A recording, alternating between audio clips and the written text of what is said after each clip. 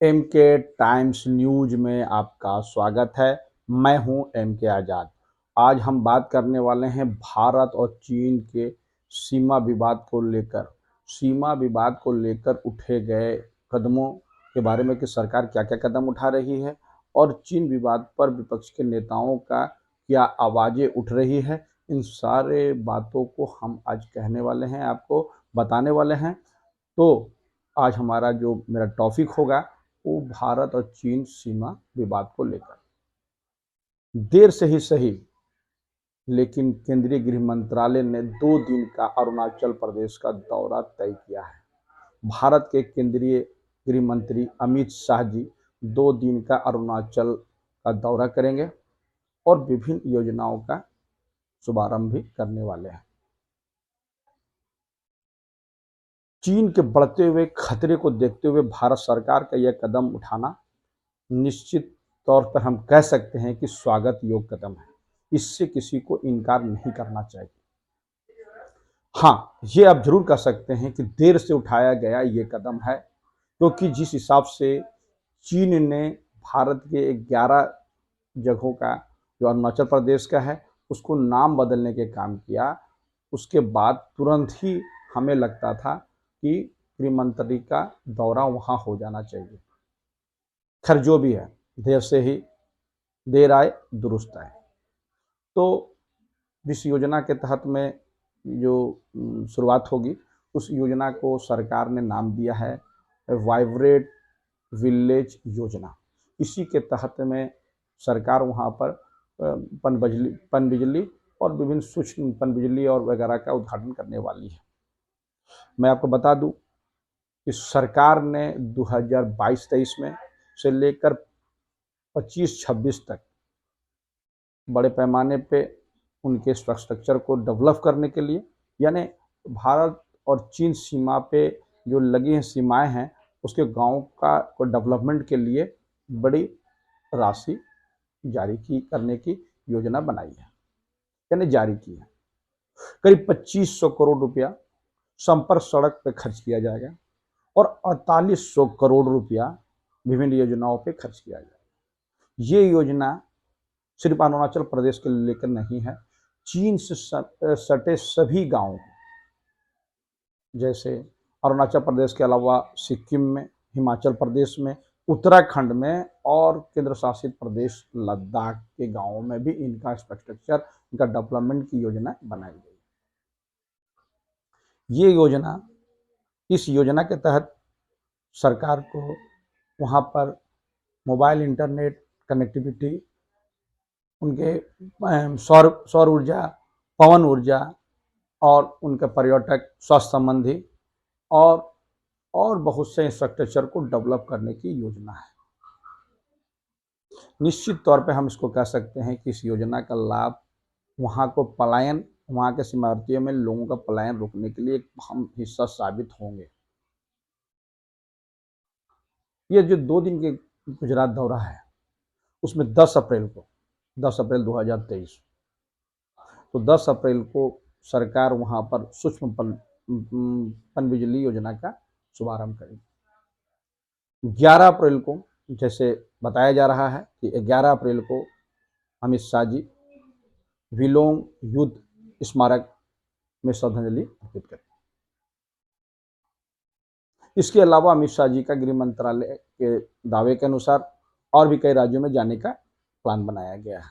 आज हमारा इशू उस तरफ जाने का नहीं है। आज हम बात सिर्फ करेंगे भारत सीमा विवाद को लेकर। भारत के विदेश मंत्रालय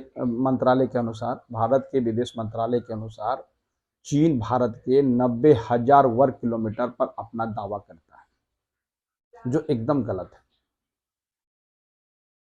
अरुणाचल प्रदेश को चीन तिब्बत का दक्षिणी भाग मानता है।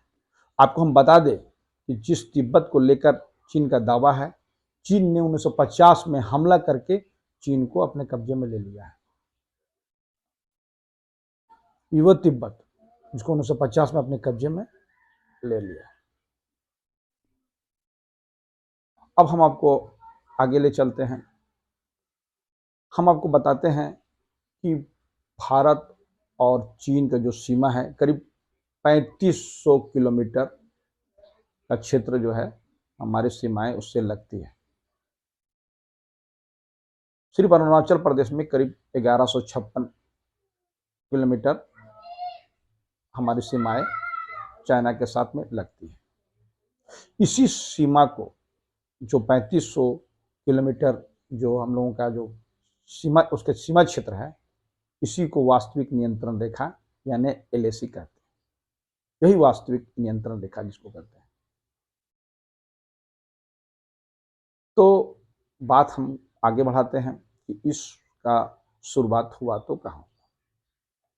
अभी कुछ दिन पहले, अभी चंद दिन पहले चीन ने भारत के अरुणाचल प्रदेश के 11 स्थानों का नाम उन्होंने मंdarin और तिब्बती भाषा में बदल दिया। 11 स्थान, जिसमें नदी का नाम भी शामिल है, पहाड़ी क्षेत्रों के गांव भी शामिल है। उसका नाम बदलने की कोशिश है। हम आपको आगे बताते हैं कि ये पहली बार नहीं है कि चीन के द्वारा भारत के अरुणाचल प्रदेश का नाम बदले गए हैं। 2017 में 6 स्थान का नाम बदले गए थे। 2021 में 15 बार उन्होंने अरुणाचल प्रदेश के क्षेत्रों का नाम बदलने के काम किए।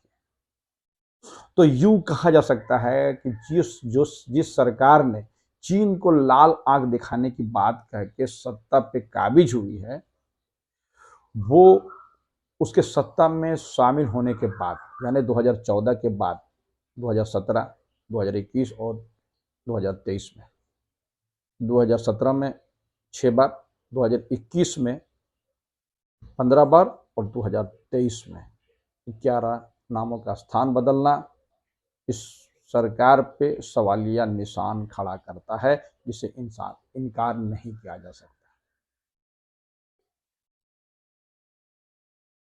भारत सरकार का जो भी योजनाएं अभी क्षेत्र में काम कर रही है, वो भी अपने आप में एक सफल प्रयास के रूप में देखा जा सकता है। इससे किसी को इनकार नहीं करना चाहिए। भारत को लेकर विपक्ष के सबसे बड़े नेता और राहुल गांधी ने जो बयान दिया है, वो उनका जो तर्क है बयान के मार्फत आया है, वो भी उसके एक अलग स्थान है, उसका भी एक मायने है। राहुल गांधी ने सरकार पर आरोप लगाते हुए कहा है कि इस समय चीन भारत का 2002 वर्ग किलोमीटर जमीन कब्जा कर लिया है। ये दावा राहुल गांधी के द्वारा किया जा रहा है और उनका ये कहना है कि हमारी जो जमीन कब्जाई गई है, उसको लेकर भारत के प्रधानमंत्री ने भी साफ तौर पर कोई भी कार्रवाई नहीं की, जिससे ये संदेश गया चीन को कि चीन कुछ भी करे, भारत प्रतिक्रिया नहीं देगा। ये राहुल गांधी का दावा है।